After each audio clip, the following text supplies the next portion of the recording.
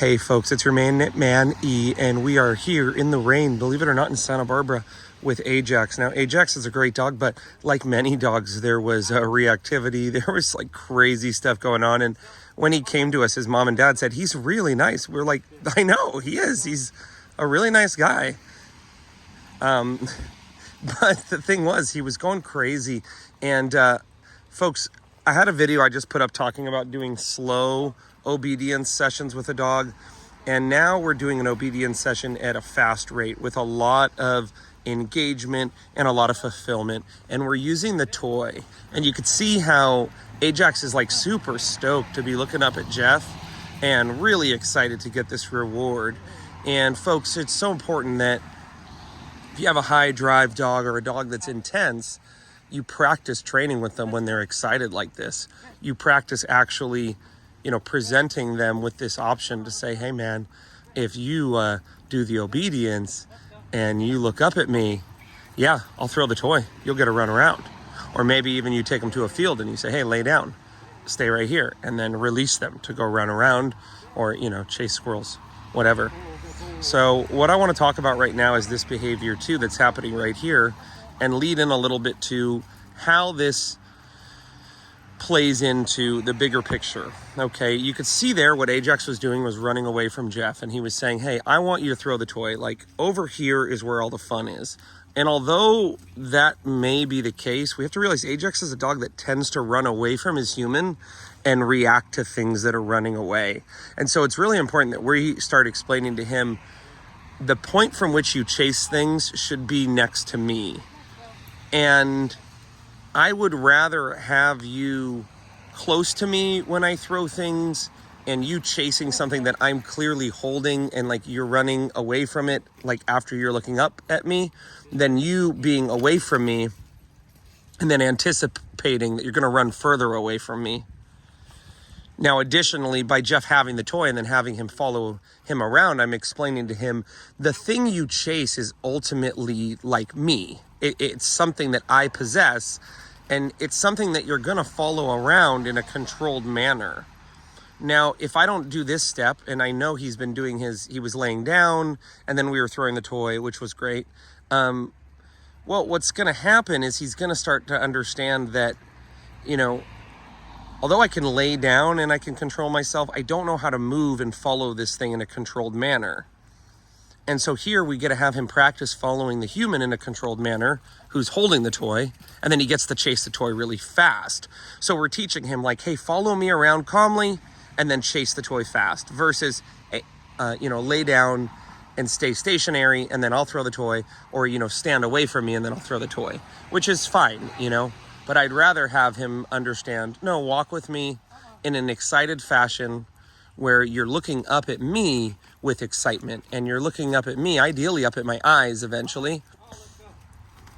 And here you can see Jeff's using his remote collar and telling Ajax, hey, you're not getting it right. I want you to walk with me. And then here, Jeff, throw it backwards behind you. So have him walking next to you and then and throw it backwards. Now this is a trick, folks, because you got a dog that's running ahead all the time, lunging ahead. Start throwing the toy behind, and that will also help the dog create the behavior of finding that things behind you are fun, and that anticipating something behind you is a good thing. So, oftentimes we have dogs like him, they're pulling on the leash and they're doing so much stuff getting in front of us. But if we start having them behind us and then we throw the toy behind us, the dog's going to think, oh, being behind is a good idea. There's a lot of fun that happens from behind.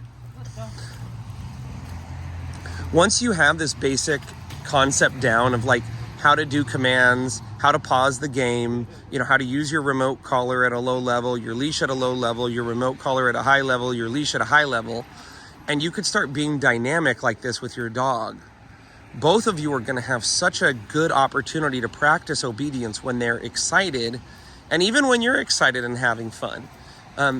Or when the dog's excited and you're just walking around calmly like Jeff is. Look at the engagement. Look at how this dog, who previously, was struggling to pay attention to his human, is now walking around following Jeff like Jeff's basically a giant frisbee. Now, one thing, Jeff, see if he'll target the toy when you hold it, and if you just okay and have him come onto it. Okay. Nice. And then do that and go into a tug game with him. So this is another thing, folks, like having the dog target the toy when you're holding it. It's a great way to show the dog that you should be sourcing the fun in this direction. Like you should be looking at me like I'm the fun thing. Like I should be the thing that decides and cues that you're going to chase stuff. I should be the one who cues and decides you're going to bite stuff. And this doesn't have to be like a stressful thing. This can be something that we do for fun. So you could see by having the toy and then telling the dog, you know, get it or okay, you're showing them like focusing on me is a good idea.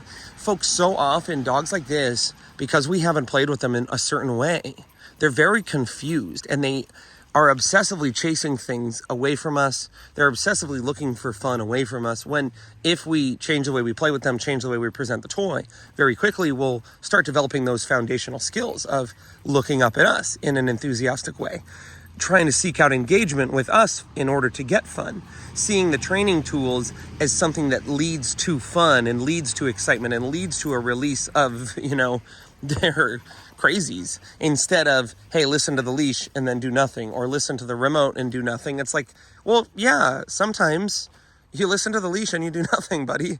Sometimes you listen to the remote and we don't give you a reward. That's how it is. But other times, man, listen to the leash, we'll give you a great reward. Listen to the remote collar, we'll give you an incredible reward. Listen to my verbal commands, same thing, buddy.